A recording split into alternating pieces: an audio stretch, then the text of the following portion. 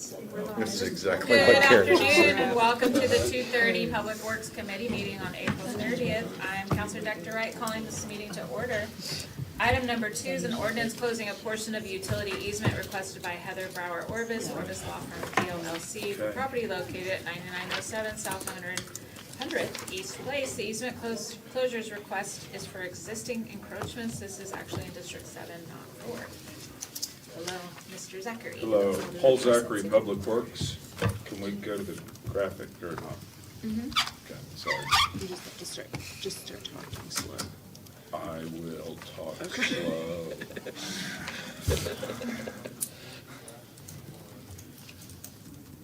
How far down is it? Keep on going down.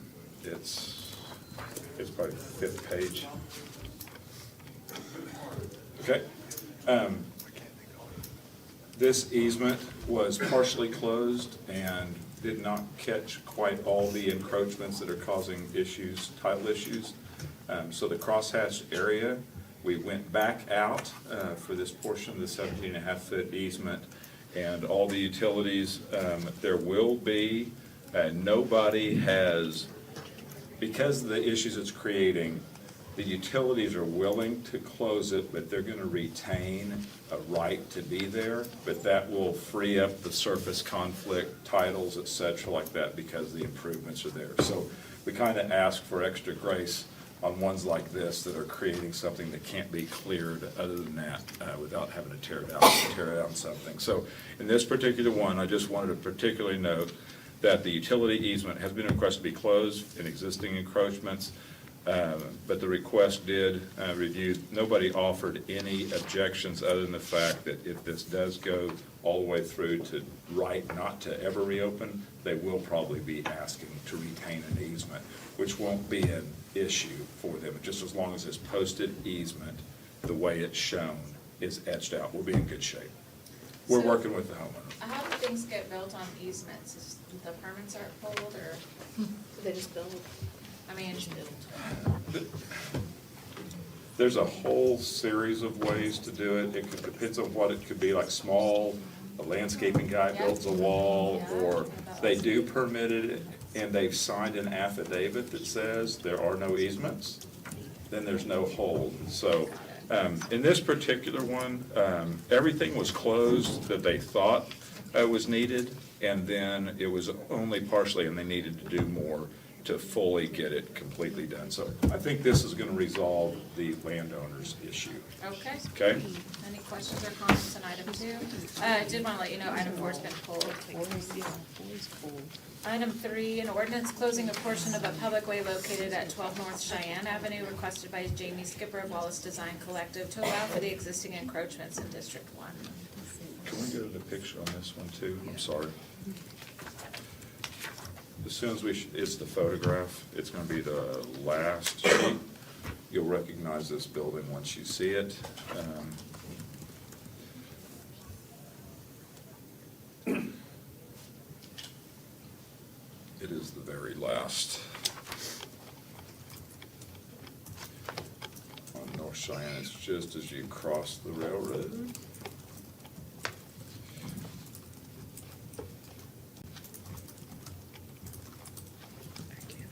You're there, okay, nope, right there. This is an old vintage warehouse, and the idea was to rebuild it, to make it look like, keep some of the old fat nuance. Well, that entire overhang and that, what once was a loading dock, is all in the right of way. Wow. So, Wow. Goodness gracious. so you can imagine stripping that off and doing that, what good is that improvement? So what we were able to do was, the sidewalk is still there, so we have full ADA access on the other end, where you can see where the ramp is, and you can come up to it. So we were able to find a way. They wanted the parking cut in the way they had it. So we are just closing enough of that right of way, that just underneath the loading dock. It did say, it has been, technically, it was open for the last 5 years. People have been using it, but with the remodel of this building and everything, we knew this was coming. It just needs to be cleared. So there does need to be a public meeting, because portion of that right out in front, we're closing a little bit more out into the actual where the sidewalk is, just to make sure we get it all. We don't have some kind of a feathered little sliver we gotta do later. So it's considered to be open. We just thought it'd be safe just to have a request to have this as a open. It's on this one as well. It is anticipated that several private utility companies will retain an easement during a judicial vacation, which is not gonna alter the operation, but they can bore underneath that and do what they need to do. So that was also a negotiated one with other folks, because there's just really not an option. We weren't gonna tear off this thing if we could get away from it. So with that, we just ask your approval for that and arrange a public meeting, and we'll take this one through the closure process, and then we do anticipate that it will go through a judicial vacation with easement rights retained for those utilities that do exist currently. Any questions or comments? Number 3.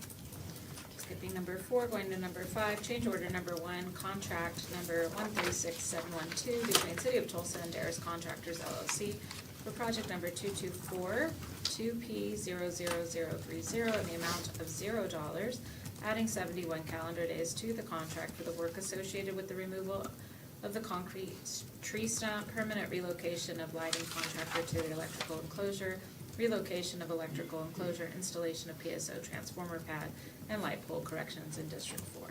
Okay, so the power of a comma. If you put a comma after concrete, then tree stump, there wasn't the concrete tree stump out there.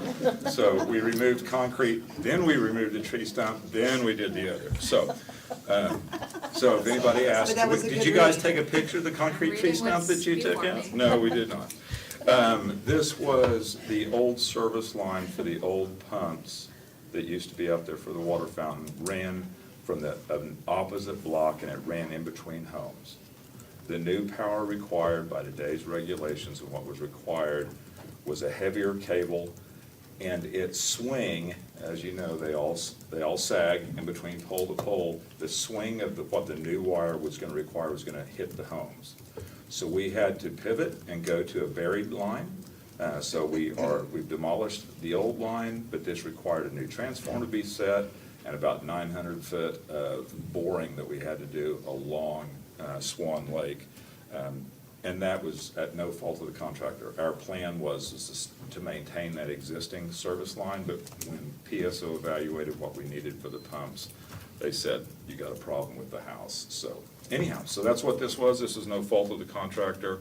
It didn't cost us any more above the existing pay items that we had. We just needed to have him go on pause while we did that. But he also was working on that concrete tree stump too the whole time, so it all worked out. Water and sewer, stormwater drainage, having concrete trees instead of real trees. Well, they don't create quite the mess that the real trees do, so. But they produce concrete acorns. Yeah, those are kind of heck when you're mowing, but other than that, Imagine the squirrels trying to get those. we have frustrated squirrels Are right y'all on Swan good? Lake. You guys okay?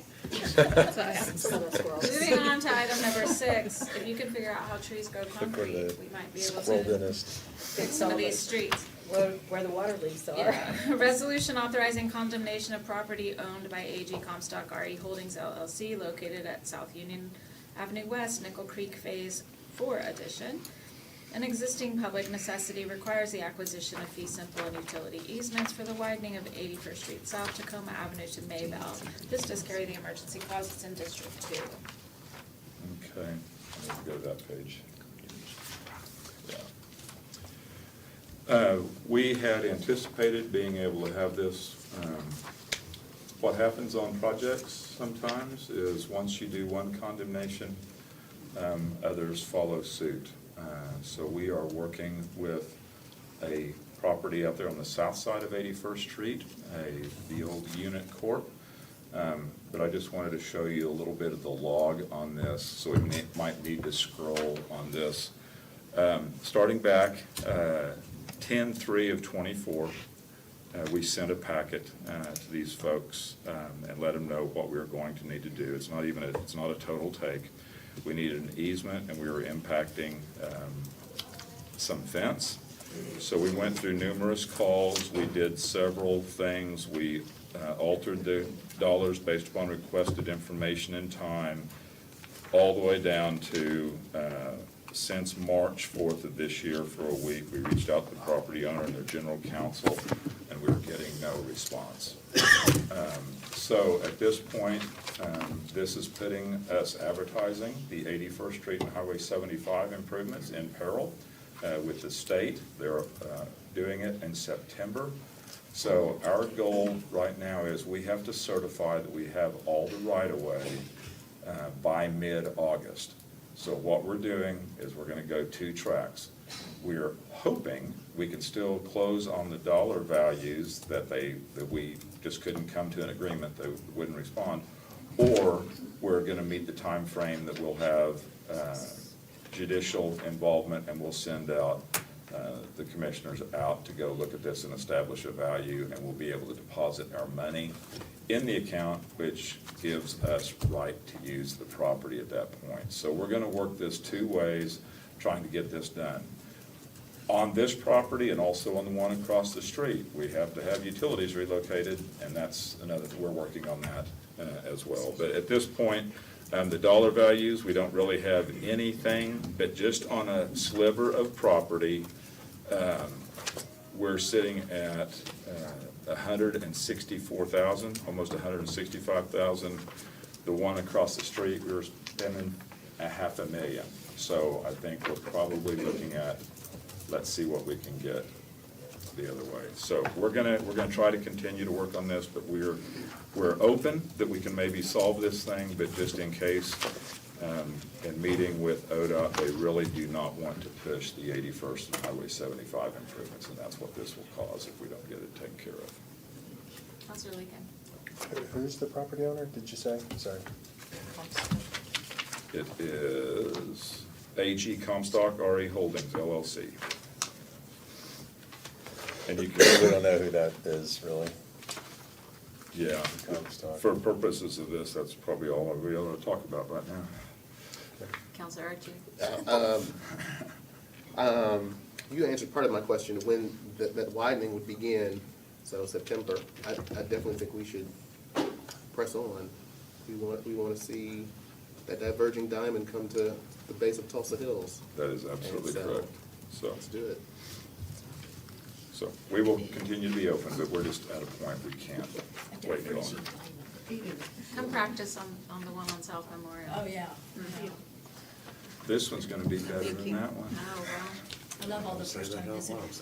yeah, Well, especially for just on, exiting, yeah, coming on this from one, the- it's a little bit different. We'll have 4 less signals than the one that's on the, we had to because we could put the sidewalk down the middle with this bridge configuration, so really good. Any other questions, comments? Okay. Item number 7, thanks, Paul. Yes, Item ma'am. number 7 is a resolution declaring property located at 1201 East Fifth Street, Central Park Place Edition, as surplus and no longer necessary for any public use or purpose, and requesting the Asset Management Department to effect the sale of said property. This one is in District 1. We apologize that the maps and graphics did not come out with your handout. All you have is the request to do the resolution. What I'm handing out is aerial photography to show you the location of this lot. You will see the clouded figure in the top portion there on East Fifth Street. It is just, everything that you see, the scraped earth down to the south of this, that is where the Indian Health Center is doing their expansion. And if you look directly to the east of this lot, you can see that's where they own their property. They own that property with the, that's where their construction trailers and all those things are. And this piece of property, we're declaring it surplus, and we're working on possibly swapping out some other lands. But right now, the action that's before you is to declare this property surplus so that we can move forward with its disposition. Any questions, Counselor? What, you said this is a part of the construction that's going on at, This whole thing is to the south of Fifth Street. across the street is where it's Yes, developed? we Okay. closed Fifth Place across here for the Indian Health Center. They own these lots, and then this one lot is sitting out there. We currently own that. That one that's clouded in the red, Yeah. that's owned by the city. And what we're wanting to do is we don't need it for anything, and it would really dovetail well with them, but we're working through legal right now if we can sell that at auction or how we're gonna dispose of it. When you So say them, you're talking about, the Indian Health okay. Center. Yes, So ma'am. this would be something that they need for their expansion. Yes, they could use Ideally. it very much. Yes, ma'am, ideally. But this is just about the surplus of it, and we'll Well, yeah, deal I with get the it. other in Can't accordance say with our this is policies. 27. Yes, Good. okay. Item number 8 is a discussion with representatives from the Tulsa Economic Development Corporation, TEDC, regarding the Saving Our Homes initiative, brought to us by Councilor Hall-Harper. Thanks, Mr. Zachary. Thank you, ma'am. Come on down.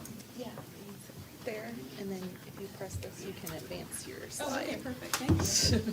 Good afternoon. Hi, good afternoon. Hello, everyone, my name is Lenora Enlow. I'm the project director for the Saving Our Homes Initiative. And I know that there are new counselors, so you may not be familiar with this, but this was an initiative that was started by myself, Counselor Q, and Counselor Patrick. The Saving Our Homes Initiative, and the funds were seeded by ARPA monies. And so just wanted to come and give an update on the program. Happy Doing a to, lot of happy great to be things. here. Well, thanks for having me. I'll start out with a little bit of just the project information for those that aren't aware, but if you guys feel you're aware, feel free to let me know and I can skip some of the jargon. I'll focus on a project update and then I'll talk about a potential project outlook. So just basic project information. The Saving Our Homes Initiative provides assistance. We have said that it's up to 4,000, but there was a contract amendment that does allow us to go a little bit higher than that for different circumstances, if it makes sense. And this is primarily to clear title or pay property tax for eligible, and they don't have to be homeowners, but low-income households is how we are discussing that. We also educate participants on how their home is an investment, how they can create legacy for their family. So every one of our participants has to go through an education session, and we also promote the Financial Empowerment Center as well. Those are our primary tenants at the moment, but the focus is really paying off property tax so that we can save individuals' homes. We do prioritize owner-occupied, delinquent property tax. Obviously the 3 years past due is the most severe. We cannot pay, because these are ARPA funds, we have an inability to pay anything 2021 and prior. And so that has kind of stunted the program in the past year. It's only been running for about a year. It took us some time to get the contract executed, took us some time to kind of get up and running and to create the program. So we really kicked off, not last March, but not this current March, but the March before last. And so it's been about a year, so you'll see the results. To the next slide. The eligibility requirements are that you have to obviously reside in Tulsa, in the city of Tulsa. You either need to be in a qualified census tract, make less than 60% of the Tulsa area family median income, or reside in an area where 25% of the participant or potential beneficiaries fall under the federal poverty line. We do not do anything with rental properties. Obviously, this is only focused on primary residences. So our process, we start out with a questionnaire. It takes about maybe a minute and a half for the individual to fill out. It does allow us to pre-qualify participants. Obviously, there's more of a deeper dive that's necessary, but it at least can help us understand, do they live in Tulsa? Do they make under, the income guidelines, those kinds of things. Were they affected by COVID? We collect different types of information and demographic information as well. We do an intake process to try to understand their holistic situation. We do have some individuals who we've referred to Revitalize T-Town because, when there's low income, sometimes they don't have, I'm sorry guys, my brain is a little bit fuzzy right now, but they may not have everything they need, right? So we try to find what other programs we can refer. We also do help in referring to TU Legal in case there's an individual who needs to actually get their home titled in their name. That process has slowed down significantly just due to their capacity issues. So if ever this were to become a larger project, it would be awesome to get some sort of legal help. That's, more geared towards this particular project. But anyway, we do an intake, find out the holistic situation, see what other ways we can help. We have them sit through an education session. We talk about the property tax laws, how they can help themselves. There's a little bit of budgeting exercise in there. And then we collect their documentation, proof of income, and refer them to the Financial Empowerment Center. The basic update that we have for now, we've completed 158 education sessions, and this is as of March. We have been able to successfully pay property tax for 108 individuals. We've enrolled 42 people in the Financial Empowerment Center, which that is sometimes a challenge, but the few individuals we have gotten in there, I think, is significant. And they've all spoken extremely highly of the Financial Empowerment Center as well. The hope is to create resiliency, and get some efficacy there as well. And we've helped about 7 people at least start the process for clearing title. That takes a long time, and it's great that TU Legal is a part because they're committed to stay with them for the long haul. But it does take a long time for them to actually be successful at clearing the titles. You're talking about the probate process, right? Yes, going through probate and those sorts of things.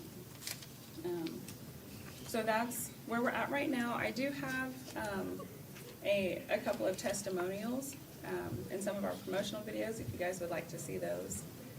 How would I navigate there? Is that possible? Is it a link? It is a link. Try that, click the link. Should have a What mouse. Oh, okay, yeah. I can't read them. Allow, just click there. Okay. I just can't read those words. And from that link, you I was have gonna to say, we could just navigate let just Lori a go. little bit, so you can go to video. Oh, this edits. Where it says video edits, the first one. Okay. I've been looking at some months, but She just took it today. Fast editing. This was, Being a first-time homeowner, I didn't understand that when you buy a house and when you close on the house, the taxes immediately become due.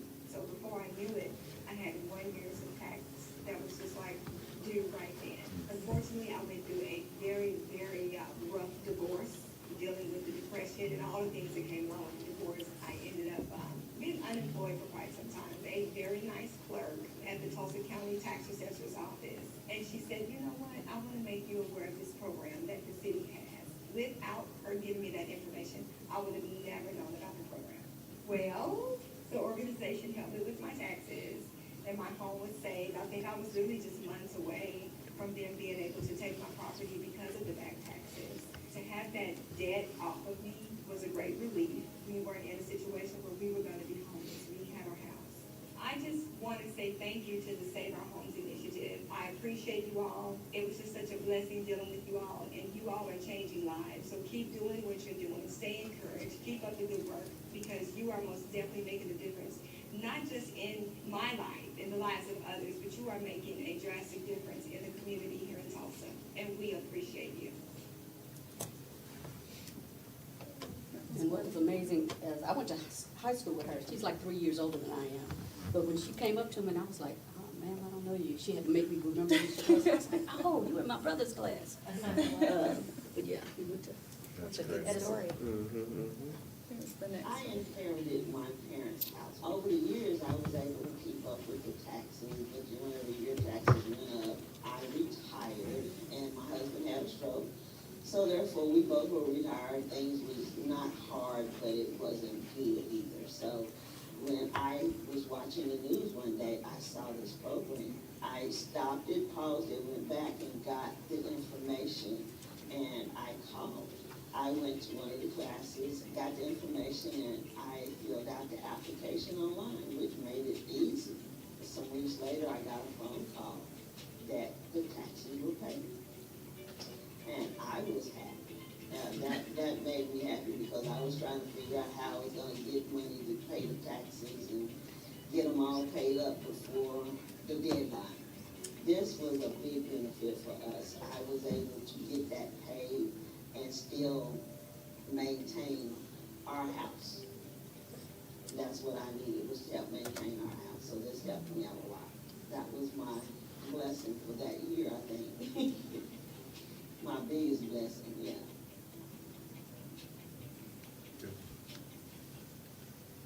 That's just, some short examples. Those are really good. Thank Mhm. you. But I think also it still adds to the conversation, we've talked about this in our legislative sessions, is if they have the ability of paying monthly on their property taxes. And a lot of communities in this country offer it that way. Yes. We don't in the state of Oklahoma. And is And that there's only one person that's really stopping it. at our At the county level? yeah. Yes. It says, That's what I was they gonna just ask. don't wanna do it. There's 77 counties, and I think Tulsa County is the one that's not open to doing like an 'Cause escrow it's payment easier plan. to pay monthly. It may be, $25-30, as opposed to paying either that one time or twice a year. You can pay it in two payments, but it's just, it's still the months between, but, I remember talking about this with Boatman, yeah. who's been in the legislature anymore. I'm We curious, can keep people in their homes if we just do something Is as simple there- as that. per your point, I wonder if there's data, I know it's always like trying to make one of those fiscal arguments, so glamorous instead of a humane one, but to me, that's always a matter of, if you're really thinking of the county as like, bank trying to get revenue and money in, like about how programs like that actually do bring in more dollars over the time than not engaging at all, right? It's more approachable to be able to pay in installments than to not be able to pay. Well, not only that, Do we have, I'm just thinking if we have data you're on that. keeping people from losing housing, which then becomes extraordinarily Yeah, expensive. the downstream. But I think what's challenging, is a lot of the downstream costs of the housing issue lands on the city, not the county, a lot of the time, even though the county is charged with indigent care. But if there's any data on that we could use to advocate. Well, I think there was data that drove this program to be Of course, launched, which it was in North Tulsa and West Tulsa. And, yeah. A lot of people were losing generational When you homes look to at the this. county assessment of the structure. properties that are lost to go Yeah, to the sale. structural It was issue. District 1, District 2, District 3. That's why we concentrate on this initiative. You would, That- you would make a ton of money on the interest income Yes, if you just I was accepted just it thinking monthly. about Because you're still paying it at the Okay, end we of all the know, year. It doesn't is make anyone any friends sense. with the person we need to talk to about this I at mean, this Jeannie table? was friends with the If- person and if still I- did it. Does I'm gonna set up his an appointment to his speak with name this start with an person. M? Yes. No? No. Oh, Jay. A J. Any- and yeah. just Oh, one Jay. year. Really? And then, Oh, yeah. Bribe It's as slip. if an angel just spoke the Mother name. Snow. Yeah. That's the only reason why, and again, there are cities throughout the Okay. country that offer that. Yeah. And there are you pay it also as monthly. organizations that are willing It's to much help. easier to When come we up first with started, that was. Hold I'm on, gonna- hold on, Lenore's speaking. Oh, I'm Oh, sorry. sorry. that's Oh, okay, sorry. we should be listening. You're our guest, and we should be listening to you. I was just gonna say, there are also organizations that have offered to help with that. I know that Gateway Bank, when I first got on, that was our initial plan. We'd had a lot of plans, and, God laughs at our plans, and he laughed. But, they had actually offered to sponsor, that process. But we needed an organization, or we needed some additional help, because there was no one on the other side to take the payments. Me and my staff were part-time, and so, we don't want to not be able to man the phones. We have enough work as it is, and we needed Right. someone else to be able to be on the other side and actually receive the payments if it wasn't the county. Right. They had talked about having like a nonprofit organization or an Yes. outside organization actually do it in case, and then just send the payments in, like an escrow. Counselor Lakin, is that something maybe Tulsa Response could look at? Oh, heck, I don't know. They do some stuff Just- like this. Yes. we should just do I it, know. it's very common sense. Mhm. So There's maybe, just a lot of places that could provide this kind of, yeah, I think TEDC was looking at doing the escrow thing, and it was a lot. I mean, How hard is it to set up a monthly payment system? well, It's- It's already hard can to do it get twice. the treasurer to see that it would be advantageous. The pushback was, we're not a banking institution, we're. Let the bank do it. Okay, well then let's buy their property and then we'll do it. City. Revenue for us. Our infrastructure, problem solved. Add to our housing issue. I do think it warrants some bigger conversations, because if it's going on in Tulsa, it's definitely going on in other communities. Mhm. And so maybe Rural. We've had some several of the people rural. call I've had people call. from Yeah. lots of other cities that really. Sure. But So maybe, so the working group that was working on it is now down to one counselor. Good. So maybe we regroup and continue now that we have like the pilot program working. These people in the homes. And Do you see, have data? How many would, of the people, Benefit. would benefit from a monthly payment? Can you? kind of- I've never asked, but I would assume probably most of the people that we've talked to.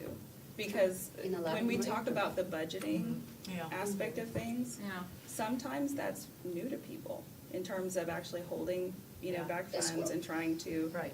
allocate so much per month. Hey, I hold back every year because I pay it at the end of the year and it's still I Yeah. get the bill and I'm like, oh God, I forgot. especially when funds are tight every It's year. hard. Unless you have a even though mortgage. you Have a mortgage. Right, Yeah. it's easier Just if you have a to- mortgage, but if you don't. And a And lot it's- of these people, that's like the one example, she inherited her home from her Yeah. parents. Right. Right. And then you turn around and lose it because of something like this. Correct. Because you're on a fixed income. Sure. It's, I mean, we're not Or talking you about know people the that don't wanna number pay their or- bills. Yeah. Yeah. That's not what we're talking about, Yeah. right? It's So far it seems easier like to there's say. some pathways here, maybe to I would- policy, Yeah. but And keeping people in their homes. Counselor Hall Harper, you'll convene some counselors to kind of see what next steps might be. Yeah, Talking to the county, talking to the state, somebody need to run for the county treasurer. recruiting Alright, go ahead, no. elected, holding elected officials That's accountable. amazing, though. I mean, that you can save anybody from that. Well, I would also be curious, so Tulsa County has lots of cities in it, and I would be curious to know what other cities in the county have this issue, and maybe if there's more than just Tulsa, kind of saying this would help our, And I do Municipal. have that data. Okay. Because when people apply, they have to put what city, Yeah. their address and I everything. mean, I think just building in a case within our county, maybe going above from the state level down, I don't know, there's probably different pathways. Or finding a nonprofit like Tulsa Responds to hold those payments and then be a convener. It sounds to me like there's other communities that have figured this out, whether it's through the government or through a nonprofit. But I'm glad to see, I remember you all talking about this, and then when we got those ARPA dollars, seeing an opportunity to try a thing, so I'm glad that we're a year into it now. When does it sunset? It actually sunsets in June, Okay. June 30th, and my last slide kind of just exposes the budget a little bit. So we had 500,000. We have 138,000 remaining, and this is as of March. So some of that, will be taken from April. So we've spent about 72% of those funds. The breakdown is about 70% for property tax payments, about 27% for salaries, and then 3% for the marketing budget. And we did get additional funds actually from Invest North. There was a grant to pay back taxes that the ARPA dollars couldn't cover. And so that's not included in those funds. I just put that there to show that, there was additional support there. But it would be possible, to extend the program. I don't know if, when the funds have to be spent. That's over my pay grade, but, When is it? They have to be spent legally by December 31st, 2026. 6. okay. If the program were to be extended, even if there was an additional 75, to 100,000 or so added, we could help, I think, a significantly more amount of people. A lot of property tax that we pay is around $500, $1,000. It's That's small. Saving homes, yeah. It's not big. Mhm. This isn't brain surgery. At all. That's something. So a potential renewal budget, is And what is your To keep deadline for people that at home. renewal? The homeowners. I don't know when the That contract, that's above my pay grade, so I Okay. don't know when that When'd you has to ask? take place, but I know June 30th is when it sunsets Of this year. of this year. But the ARPA dollars, if they're not expended, can go until 2026. They Right, can so, try that. so the different deadlines you're hearing are, remember when we did the third-party contract, so this is one of the third-party contracts?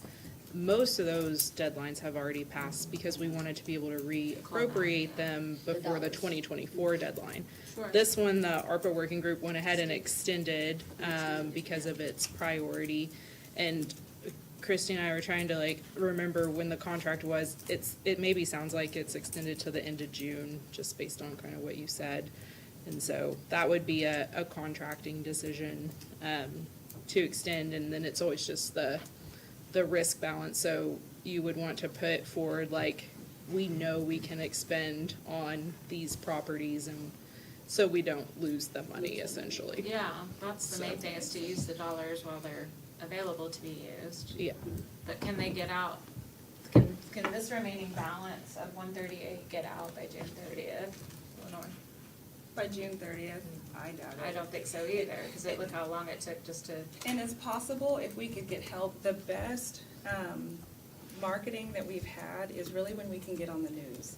We'll have hundreds of people apply for one showing on the news, but that's where our participants are at. They're not on social media. Right. yeah. They're usually not even out and about. A lot of them, Right, it's they're hard for watching them to get the evening around. news, yeah. Mhm. They're on the in their news. homes.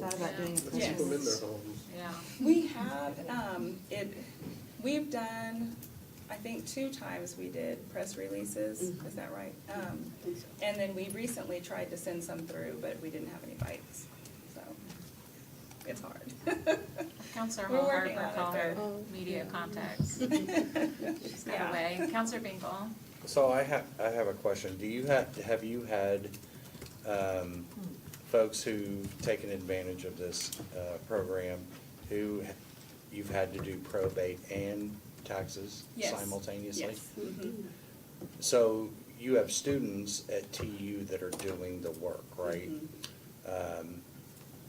What potential savings on top of that, of those taxes, would that have been? Because I know when I had to probate my family, or my parents' house, it cost me like $4,000. Oh, wow, wow. So that's going through That is a my lot. dad and my mom. So, yeah, it's, how much, that's, I think, pretty indicative of how valuable this would be, is how much are you saving those people on top of not just the taxes, but what it would have cost them to go through that process. Oh, that makes perfect sense. Mhm. Yeah, So, that's expensive. Yeah, I think that's data that's very relevant. Agreed. So, next steps? Well, I just wanted to give an update, but yeah, Yeah. I mean, the common sense next step is to Extend the provide the contract. opportunity for those who need it. You know, if you still want to continue to pay once a year, knock yourself out. But for those that would prefer to, that option should be there if they want to pay monthly, so that people can stay in their homes. So, we'll, Okay. like you said, we'll talk more about it to see what we can do to push for that. Like you said, maybe, I think that's a good idea, to talk to some of the other city councils or municipalities to and talk about it. We have a good example, right? To say, look, Yeah, I we mean, were the able to do pilot this. program seems to be working, and Oh, absolutely. I think I heard $500 to $1,000 payments is really what's making the difference between people's Staying in the houses going up for auction or not, so. Yeah, and these are legacy homes, these are people. Yes. Yeah. A lot of these are homes that, you know, They've big been mama around stayed for- in. Right, right. So they're living in the home legally, it's just that the home is not in their name, so they can't go to the bank and get a loan for a roof or, you know, for Right. maintenance that everyone has. When does the ARPA group meet again? We Possibly talk about don't this. start meeting regularly again until August, because it's not till that point that we really know if we have funds that need to Okay. be moved around or not. But there have been one-off type questions that have come up, and so when those happen, the grants office, so they would get back with their grants contact, it's probably Reese, and they will tell me, and I get the question out to the ARPA working group. It seems like if we wanna utilize this 138, that it needs to be extended. If we don't think we're gonna use the 138, then I think your next steps might be, if anybody's willing to help with this media push. Yeah. And see if you can get it expended. If you can't, project out how long it would take to get expended, get that, as quickly as possible to the city, because those amendments do take a while. And then ultimately, it's your long-term policy solution, because you're not gonna have additional funds to replenish. Well, not from, Yeah, from from this this. source. So, the long-term policy solution. Counselor, have you visited with the mayor about this program specifically? Yeah, I'm not even sure if they're. I was gonna say, when is your community conversation? It's, the 19th. Well, or even with Emily Yep.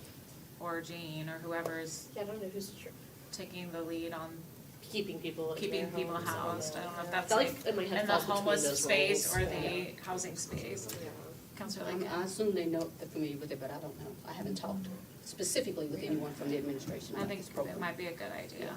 Do we know if Boatman's bill made it through to allow treasurers to even accept 12 installment payments? I don't, So it may not what was the even be bill, what's the bill allowed. number? That was last year.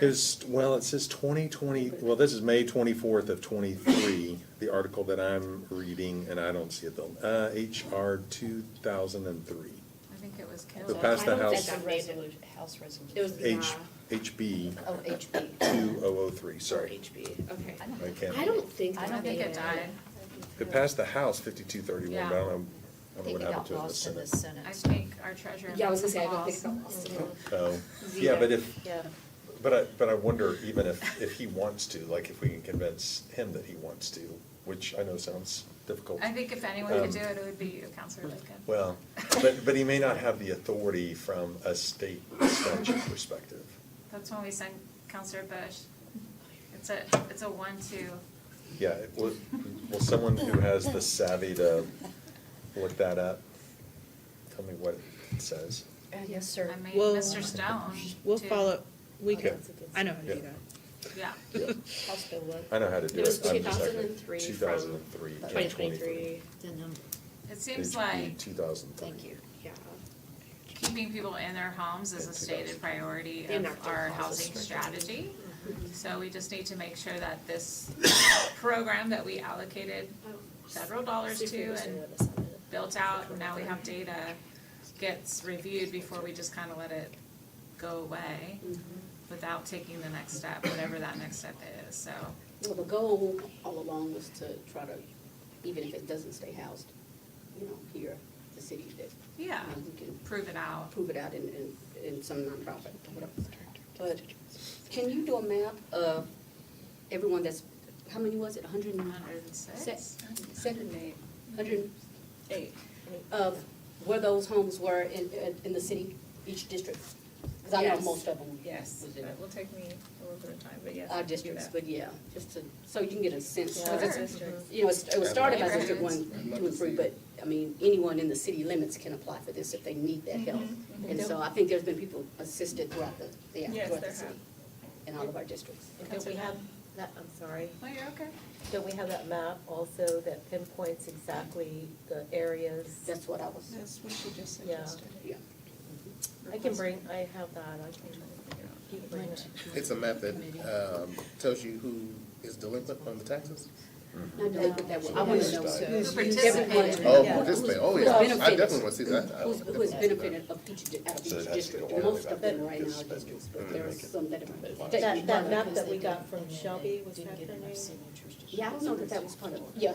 Yeah, and it showed the districts 1 and 3 and all the different homes that were in need of. Right, need, I'm asking Yeah. for a map. of Sir. everyone that has Right, I got served that, this right, program. Yes, Well, I mean, yeah, we yeah. have that, we Yeah. have that, yeah. If we could find a map of the need. So if, maybe we could We have that. outreach, start with outreach. We have that, okay, thank you. All right, it sounds like various counselors are getting together to come up with a plan. Yep. But congratulations, thank you for coming and giving us that update on the work you're doing. Great job. Thank you, Counselor Hall Harper, for staying on it. It's always amazing to me, we get these ideas and then 3 years later. some results. Item number 9 is a presentation by city staff on results of the request for information, RFI, conducted in the spring of 2025 regarding housing projects and developer needs. And we have Travis Holst from the mayor's office, and it looks like Sarah Davis is taking the lead here. I'm here supporting Travis. Get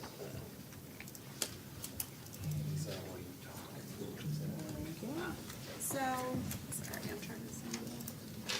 We do have about 30 minutes, y'all, for this and the next one. I think we'll be okay on Thank our you. side of the time. So this is our next series in the housing discussion. The schedule is adjusted slightly, so I'm gonna go over that while Travis is handing those out. So today we're gonna talk about the RFI, which is a request for information, and also goals for the RFP. So these are two different processes, so just a reminder, the RFI already went out, and that's really to tell us if we put money, we advance fund money in some way, that's to help us with that decision. Are there projects that are ready to go to use that money? And then the RFP is really a process of determining who should our partner be in administering funds, and the qualities of the type of entity that would be the best partner for us. So, did you read both items? I didn't. We can, Read them together? Okay, I'll read number 10 then. Presentation by and discussion with city staff on the Improve Our Tulsa IoT 3 housing funds, including a discussion of potential goals for a request for proposal RFP process aimed at securing a third-party vendor to provide administration support. Other than discussion, no action will be taken, so we're taking 9 and 10 together now. Yeah, so we still will kind of bifurcate our discussion, but the first part is Travis is gonna go over the results for the request for information, to give you all that overview. And Gina, sorry he couldn't be here today, his son is graduating, so he's watching us on TGov. And then on the second part, I think the second part of the discussion on the RFP, this is where we talked about where we'll come back and we'll really go over some of the things you all have mentioned as like priorities to you in distributing these funds to make sure we captured those items. So more of a discussion-based process in the second item. So go ahead on yours. So no presentation slides or anything. All of the information that's on the screen is in front of you on this one pager, and then I'll have a second kind of one pager to hand out on the request for proposals. But yeah, so everything Sarah said, I think the last time, if you recall, we said one of the things we're really using to determine and evaluate this whole question of bonding forward money from Improve Our Tulsa was waiting on kind of the responses that we received out of this RFI. So this is just giving you kind of a high-level breakdown of what that response looked like. Tried to give a little bit of background as far as when the RFI went out, reminding people that even if developers didn't apply any kind of information or proposal, that won't, preclude them from being able to receive funding in the future. This was strictly a way for us to find out as much information as we possibly could to help us make the best kind of informed decision as we move forward. So in total, we received 55 responses. Some of those responses had a single project, some had multiple projects, so there was 137 different housing projects that were kind of included with those 55 responses. And then I want to kind of go through these a little bit, but tried to kind of just break down the information that we received from those responses. So as you recall, as we talk about housing at kind of the different income levels. That's the way that the Improve Our Tulsa resolution was kind of broken down into the different housing programs.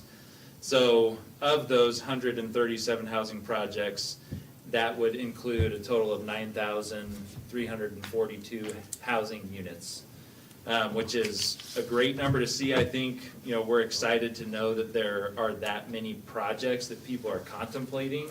They're in different phases of, concept, and then some are kind of ready to go, so to speak, and I'll get to that here in a second. But of those 9,342 units, you can kind of see how those break down across the different income ranges. So I think a good distribution of units below 60% of AMI, some within that affordable workforce range of 60 to 120% of AMI, and then about 23% was at that kind of more market rate level. So a fair number of projects, quick math, close to 6,000-ish units were in kind of that workforce level and below of what people were proposing and kind of saying they're contemplating and have ready to go. On the total, just overall cost of submitted projects, thought that this was important, especially as we're talking about bonding dollars. The question and what we mentioned last time was that we'd really contemplated early on bonding about 35 million of that 75 million.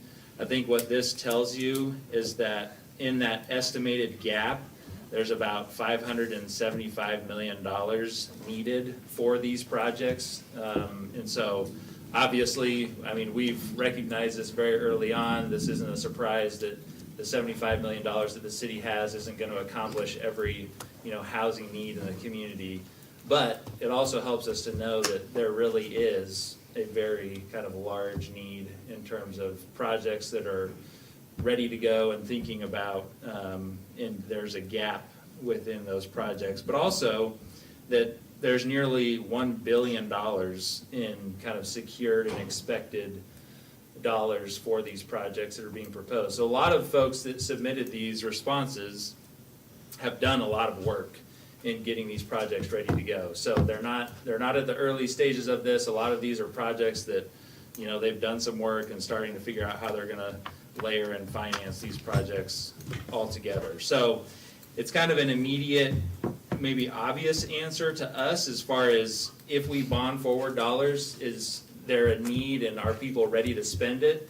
I think this helps us to kind of just say, yeah, it's obvious that there are projects that are ready to go and exceed far beyond what we've been talking about in terms of dollar amounts. And then we also wanted to get a better sense of, we kind of established housing targets or funding targets for the different programs, the investment fund, the grant fund, infrastructure, and then the rehabilitation fund. So we kind of asked people, tell us, if you were to apply for city funds, where do you think you would likely be needing that assistance? So they could answer more than one. So a single project could say, well, a grant or a loan. And so they may have kind of been counted twice, or they could have said, I'd take anything. I'd take a grant, I'd take a loan, or it could be infrastructure. So there's a little bit of that in just thinking about the percentages here and what people said would be most helpful. Grants were at the top, but pretty close to loans. And the loan was really a part of what was in the investment program. And then infrastructure was a part of this as well. And then there was also some indication for the rehabilitation assistance. The last item on here that I wanted to highlight was kind of that estimated construction completion date. You all had mentioned last week there's an urgency to this whole conversation. So yes, we want to, make our dollars available, but how quickly will people be able to use those funds and bring projects online? And so what was given to us in these responses is of the 137 housing projects, there's about 5,761 units, or 62% of what was provided to us that could be completed by 2028. So there's a need. I think there's an excitement for what the city is doing and making available dollars to make these projects happen. I think it helped to answer again some of the questions that you all asked last week and things that we're continuing to think about with bonding forward dollars and program needs as a whole. I'm getting the queue here, but I do have a question. On these costs submitted, Yeah. was there a breakout on infrastructure versus other needs? Because we very much have acknowledged that infrastructure is where the city needs to come to the table first. So when I'm looking at this 1.6, was there any kind of sense of that? in these projects? So, yes, and so are you asking like a dollar amount? Yeah. Yeah, I don't have that on here, So I'm thinking that dollar amount would be our responsibility. right, as far as the infrastructure concerns. Yeah, I mean, we do have that information to look at that. I can just tell you the percentage of projects that said that, yes, it would be, but yeah, we've got those numbers. Okay, Yeah. just to give some context to the 1.6. Yep. Counselor Bellis and Dutton. Thank you. Do we know how many of these need rezones to come to fruition? Great question. We do. We Fantastic. asked that question. Because, you know. Yeah. Yeah, we asked that question, didn't include it on here, With optional development plans. 20%, it I was wanna say lower it than I was- thought, I wanna say it like was 20% needed it. 20% needed. 20%. That's good Rezone. news, Yeah. because if you're trying to have a timeline, we could really Right. hold that up. Yeah. at I this can try table. to see if I can find that number Yeah. before we go to the next And- question. I just wanna be realistic. Yeah, Yeah. yeah. Okay, that's good. I would be curious, or it would be helpful to think through, like, definitely, of course, the infrastructure angle, and knowing that that's like obviously incumbent on the city to the best of our ability. But then also for that, of the ones that are like, hey, we're offering the most AMI, things like that, how we can make sure, is that something like if and when rezones are presented to us, if they were, I know that they're not required to be respondents to this, but if, hey, what they're coming forward with is a certain percent AMI, that meets X, Y, and Z goal, that's like I'm just trying to think how that information can be integrated into information we're receiving as we're doing processes like that, so that we can wrap our arms around. Well, I think helping that's number expedite 10, our housing right, with the needs. RFP, like, Right. matrix looks like.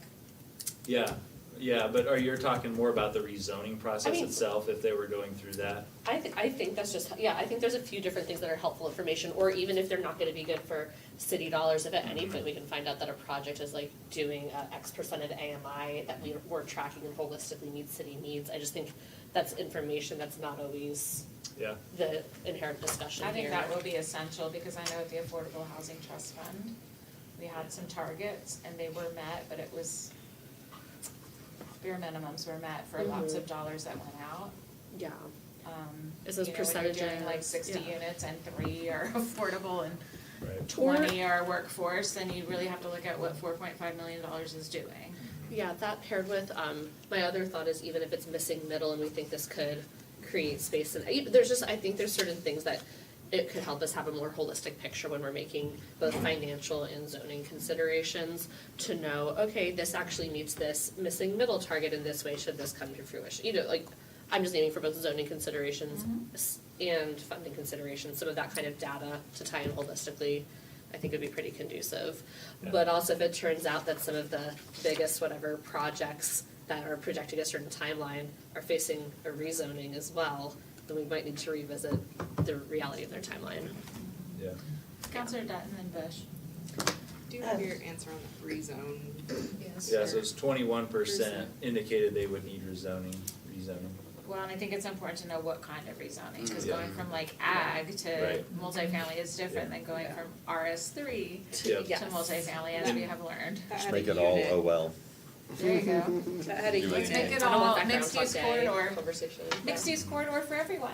I think the positive on, the ones that don't need rezoning, it's 7,300 units that don't need rezoning. 7,300. Units do not need rezoning. And then you'll get us a number on the infrastructure. Yeah. So I have Dutton, Bush, then Bingle. Okay, good. So, my question has to do with the developers and the recipients of the respondents. So with the urgency, will developers be vetted for being able to produce homes that are going to be reliable and not fall under disrepair in a few years, anything Yeah. like that? I mean, what are the prerequisites that the developers have to? So that, well, I don't think, we haven't set an affordability requirement yet. So that's really in the project selection, so you've kind of got 3 spaces that we're talking about. So on this part, we're talking about, do we want to advance funding? Okay. And then who would our partner be to help us advance that funding? And then that kind of question is really good for in our incentive policies, and in the goals of our RFP and in the goals of our partners, are they going to consider, and I'll ruin one of these for Travis, the goals of our city? And so if the goals of our city are to have habitable conditions and safe conditions, we would wanna ask those vendors, how do you ensure that you meet safe and habitable conditions, that you're getting project selection, with people that do that, to ensure that doesn't become a housing crisis. Can we take into So account their can- history with that? Yeah, can we find out if they have a We- past history with Yeah, so violations or whatever? and that's still all in that project Project. selection Okay. type space, but those are the kinds of things that if those are important, we wanna assess, is our partner willing to look at those kinds of things, and how have they looked at those kind of things in other projects That's they've number done? 10 here, is So- how we do an RFP for the partner. Yep. But no, those are good, those Yeah. are good. Those are good. Oh, That's right. as a quick data point thing, this is self-reported on if people need rezonings or not? Correct. So Yeah. there's the potential they may not know Yeah. if they need rezoning? Yep. True. Okay. Yep. Counselor Besh, then Bingle.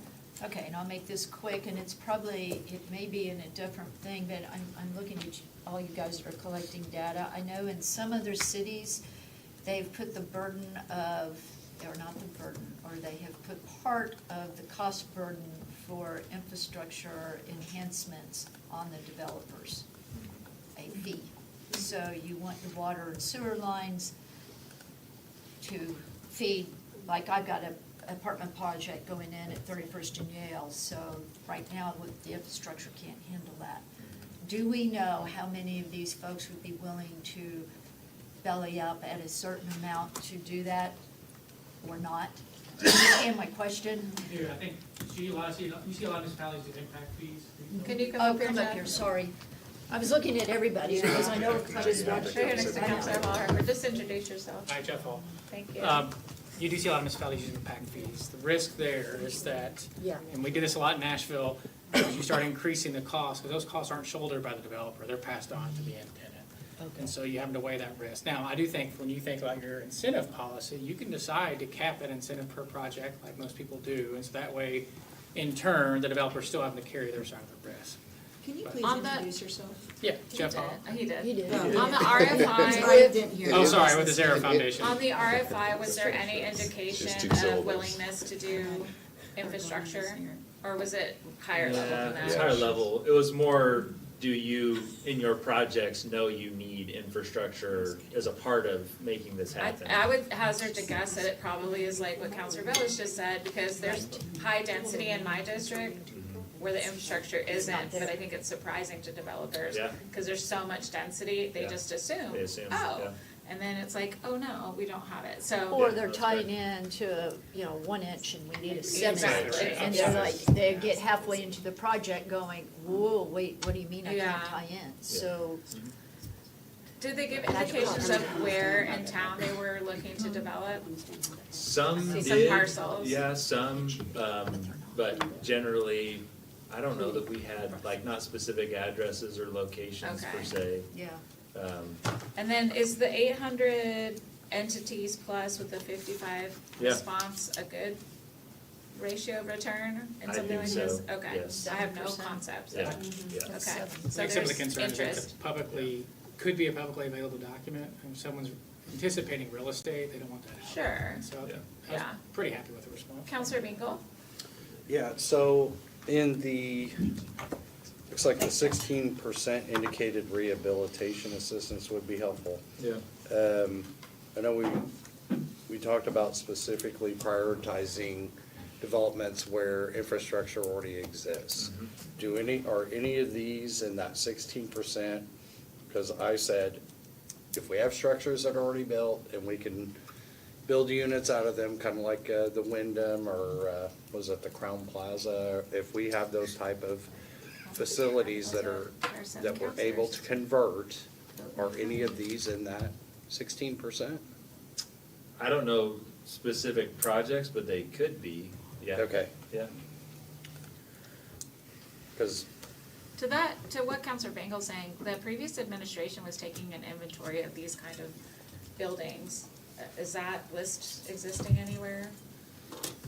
of buildings that are like I think it readily was to be hotels, converted? convertible, Maybe just vacant houses, hotels, just vacant houses. hospitals. Cause I would rather prioritize something Offices. that has less, Slept since I think you would get more dollar out of that than building a brand new build. Sure. They did do a downtown study. Only downtown. I do know that there was a Okay. downtown study on conversions. We need to do all that. From I've got two hotels in office mind. to I know you do. hotel.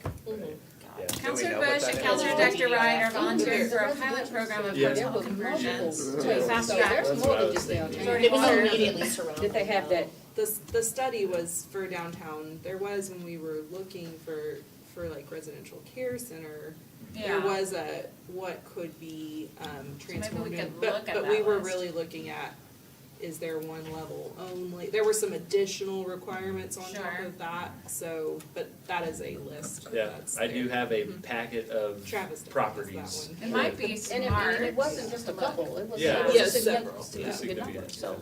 Absolutely. Maybe they weren't right for the RCC, but they would be Right. right for what Counselor Yeah. Beagle's talking about. Yeah.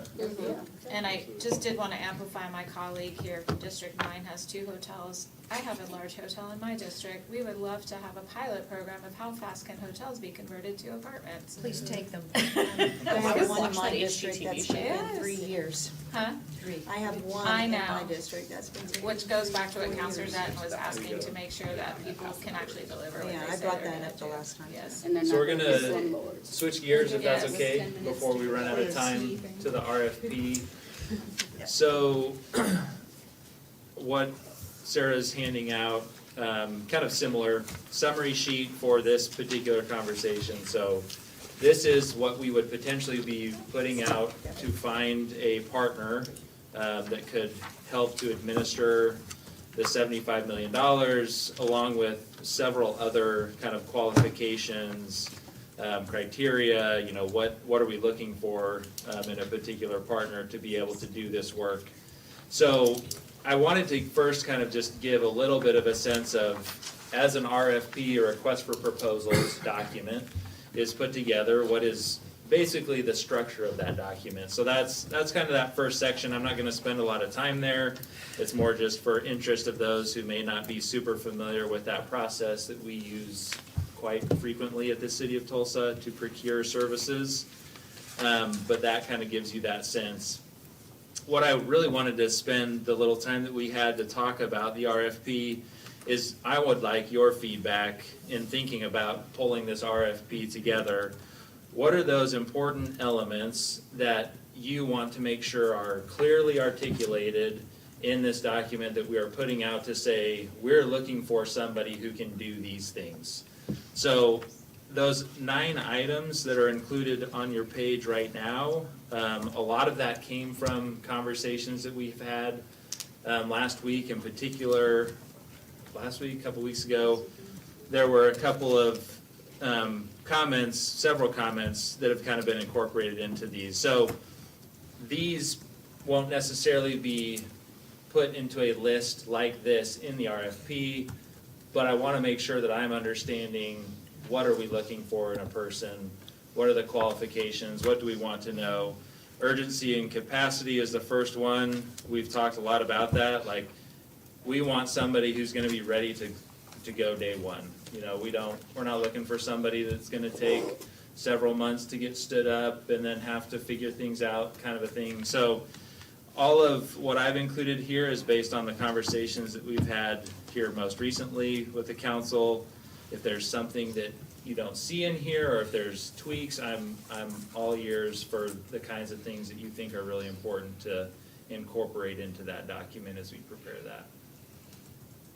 And I'm happy to touch on any one in particular if there's kind of a question of what does that mean. I have Counselor Bush, and then I have a question.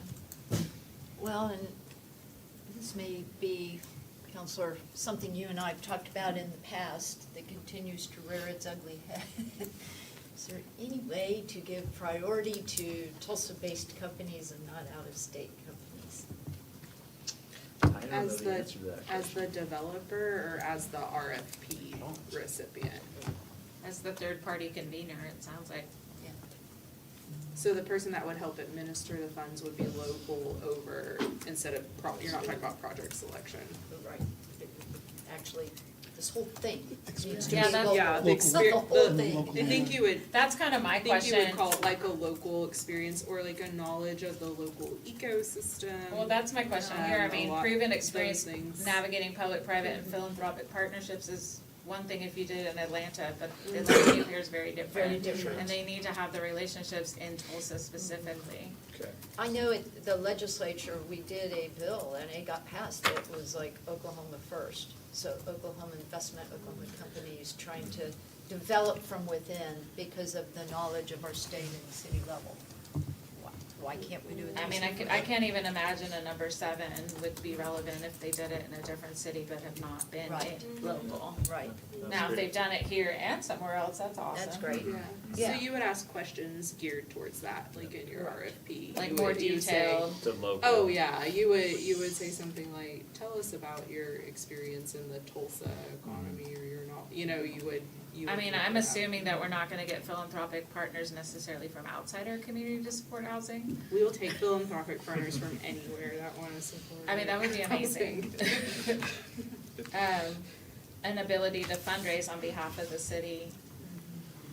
I don't know, Phil, you're in this space, like, Totally absent from this discussion right now. I'm trying to do one thing, so I will be back with you. Okay, I So see you in front of me. I cannot answer your question because I don't even know what you asked. Oh, I'm asking, when we're doing an RFP and we're asking for somebody's ability to fundraise on behalf of the city or navigate public, private, and philanthropic partnerships, I would say that you're one of the experts in our community.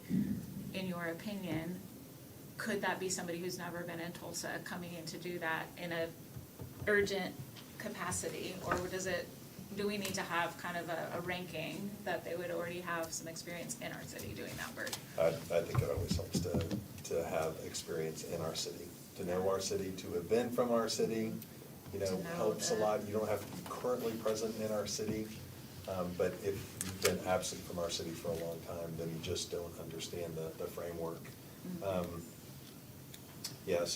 But there are plenty of people available, I think, who would be able to add meaningfully to this role who are already here. Yeah, I think we should stay open to if they have experience elsewhere.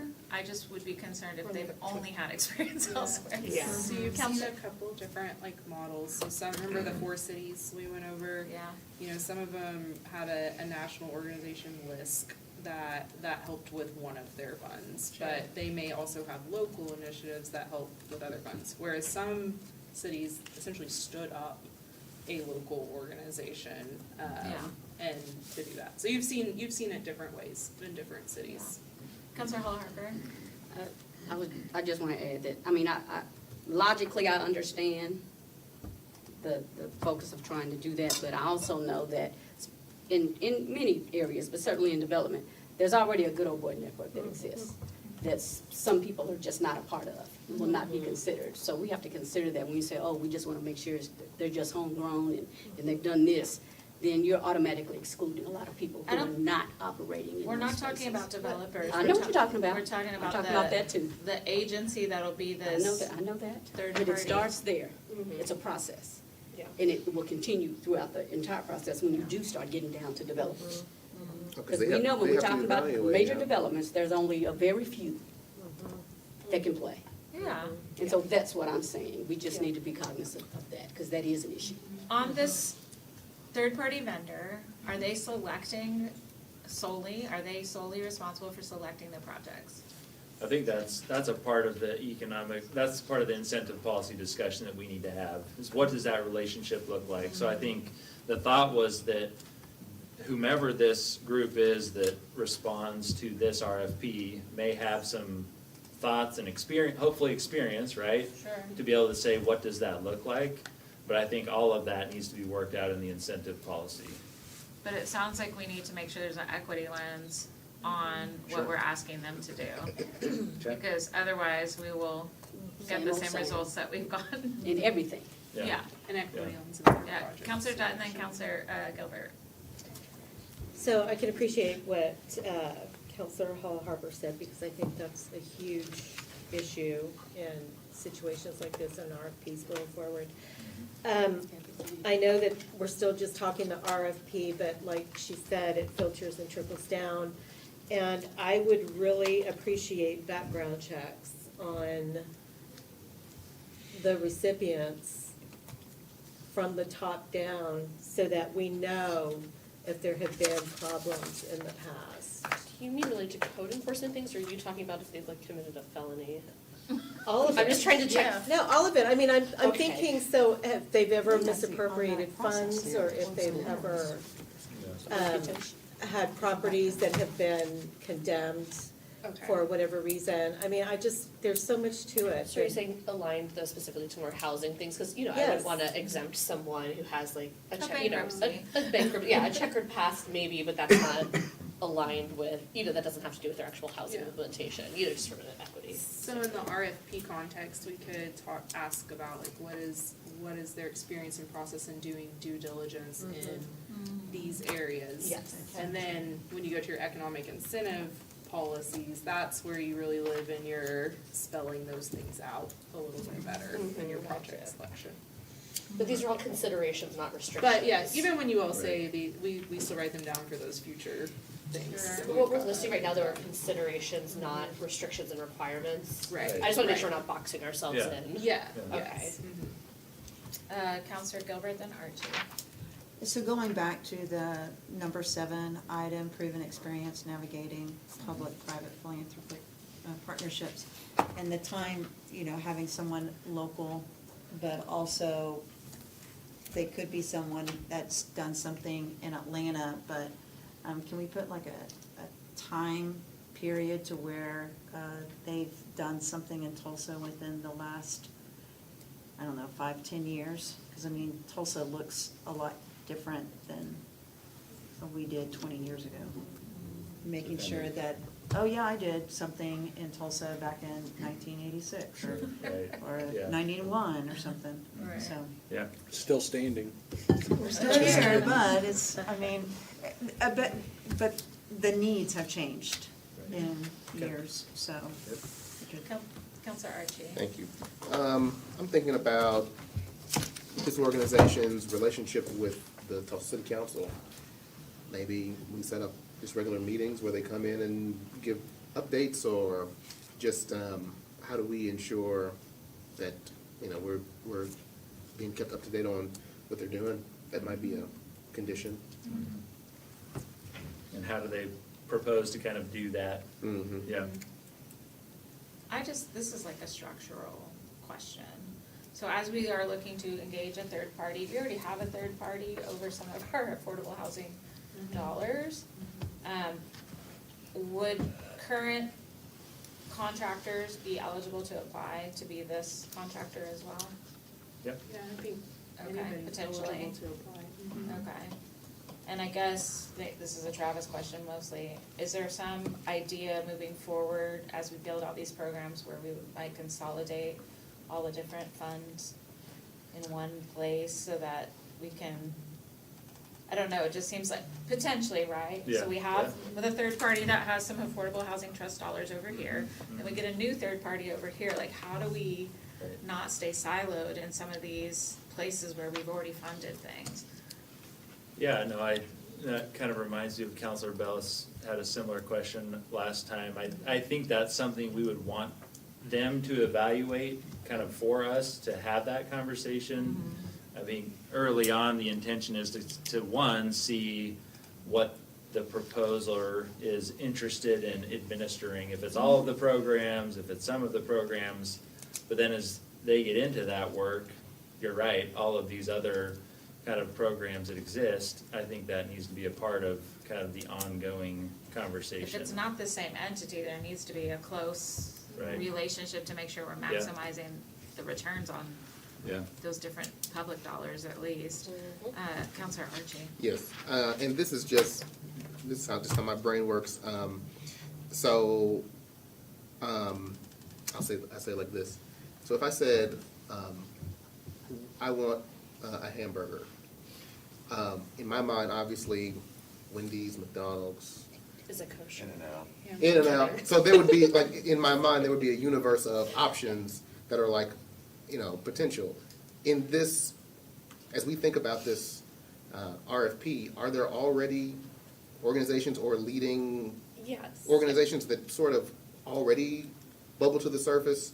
Can we say who those people are, or what's the, because I couldn't name them for you. I But think out of like fairness for everybody applying an RFP, I wouldn't kind of want to name them, but. Sure, okay. Yes, I think there's national There's organizations interest, that yeah. do this, there's local organizations that do this. We have some programs in places that do this, and so, yes, there is a McDonald's and a Burger King and an In-N-Out, they're out there. And a mom and pop restaurant from around the corner. Cool. So, No, that's good. and then you'll see in those other cities too. Again, there were some that were very hyper-local focused, there were some that were more national. There are some that utilize CDFIs as a complement to their work. So everybody does it a little bit differently. Okay. That really helps me. Yeah. Any other questions or comments on 9 or 10? What is the timeline for this RFP process? Well, first of all, thank you for your feedback. So I'm just gonna take and do what I can to build this into the RFP, and get it out, I mean, as quickly as possible kind of thing. I don't necessarily have a set timeline. I think the last time we talked, we've kind of understood that this could be a 90 to 120 day process, but we also want to make sure that we align this with our conversations that we still haven't had on the incentive policy. We've got at some point come back on the conversation about bonding, so I think Sarah mentioned we'd come back in a few weeks. Yeah, Is our I next visit? think, so we won't have a discussion next week or the 14th. A lot of you aren't here on the 14th. So we'll go back into that bonding or other mechanisms for, advanced funding on the 21st. So that's why we're gonna work through this RFP process, but you have to have funds to actually administer. So, those discussions are running simultaneous with each other. But my goal is to have the RFP done as soon as possible, And so is- that when we can yeah. put it out there, we can put Is it the out. response time gonna be, Usually the response time stays about 30. Usually it's about 30 days, but, yeah, Yeah. it doesn't have to be 30 exactly kind of thing, so. We just wanna give people enough time to respond and ask questions and things. yeah, I just think when we talked about this last week, we were like, August seems awfully far away, but the way you're explaining this, August seems like might be right on time. I think your bonds, so say you decide to bond, just when we talk to bond counsel, that process is minimum 75 days even to get through that formal process. So, bonds probably not your only choice, but these timelines they just run parallel together, so. Okay. But Well, I'll get thanks. the RFP ready Thank to go. With that, we are adjourned. I think we need to say 5, and then we can reconvene at 4:30.